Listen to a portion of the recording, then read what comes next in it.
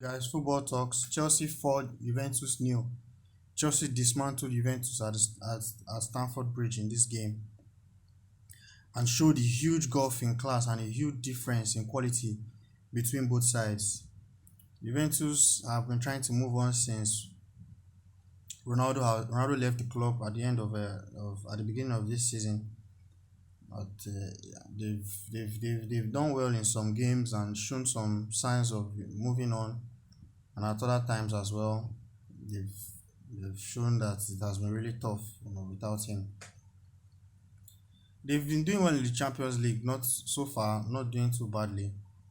Although in the league, it's a different story. I think they are currently eighth or so in the league now. But Chelsea coming into this game with some injuries and some players just returning from injuries and not fully fit, started the game with Pulisic as the main striker, but the results was the same from them, from what as which was in line with what we've been seeing from Chelsea all season. Scoring was opened by Chaluba, whose inclusion in this lineup seems to be a genius, something of a stroke of genius. Whenever he plays, Kozuma was sold and not replaced, and some eyebrows were raised that if that was it proper for Chelsea to sell such an experienced player, an international, without replacing him. But Nathaniel Chaluba has performed so well that many people have even forgotten that this was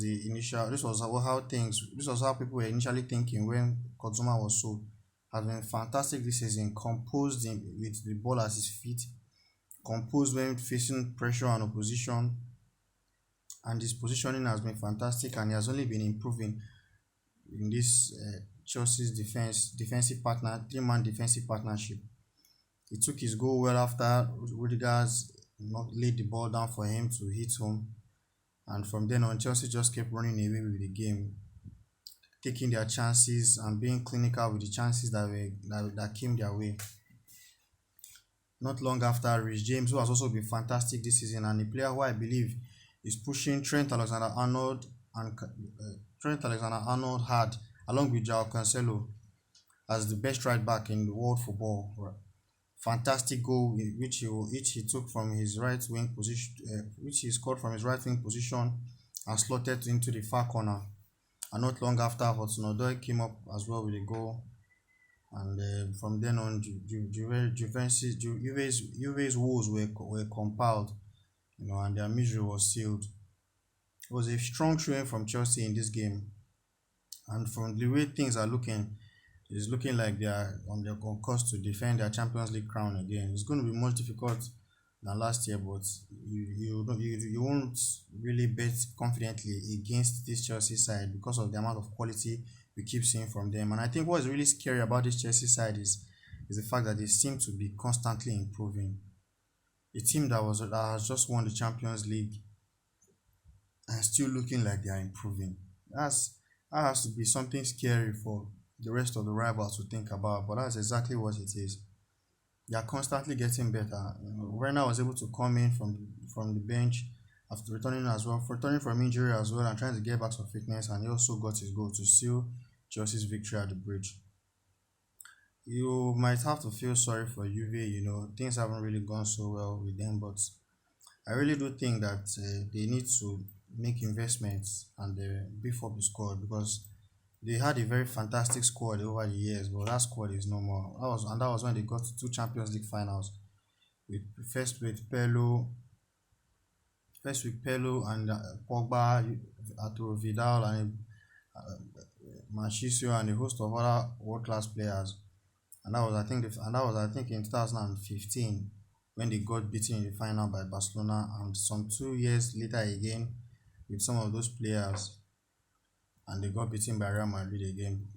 And I think on that note, they need to make some investment, because so many of those world class players have all left the club. Pogba, Vidal, Pelo, Marchisio, and the host of other world class players, as well as the other players in the squad also advancing in age and becoming much older. So I think Juve might just need to make a few more signings and investment for them to truly move on from selling Ronaldo, because the struggles they're having are very clear. It's not even just the goal scoring department, but other areas. I think some players they brought in were too young, the likes of McKennie. They are good prospects, but I think they need more experience to be able to serve Juve and help them to achieve the goals that they set to achieve. So this was a fantastic game between two sides, and for from the perspective of Chelsea and Chelsea fans at least, it was a fantastic game on their side. Juve would have been disappointed, but it's not the end of the world. There's always room for improvement, and that's just what they need to do. They might need a few summer windows to try and get themselves competing very back among Europe's elites, competing against Europe's elites. But for now, the gulf in quality between them and a host of other top sides in European football is very clear. But it doesn't mean that this gap cannot be bridged. This gap can be closed. They just need to put in the work. The administration needs to make the right decisions, and they need to bring the right personnel and the right manager, and I think they'll be back on track. So we'd love to hear your comments in the comment section below. What do you feel about Chelsea winning the Champions League this season? Do you feel they can retain their title? What do you think are the problems Chelsea are facing this season? What do you think are the solutions to these problems? Love to hear your comments in the comment section below. And same goes for the old lady as well. What do you feel are Juventus' problems this season? How far do you think they can go in the Champions League? What do you think are the solutions to these problems you think Juve are facing this season? We'd love to hear your comments in the comment section below. And if you enjoyed this video, please don't forget to like, don't forget to subscribe, don't forget to comment, and don't forget to share. I look very forward to hearing from you again next game day. Goodbye and God bless.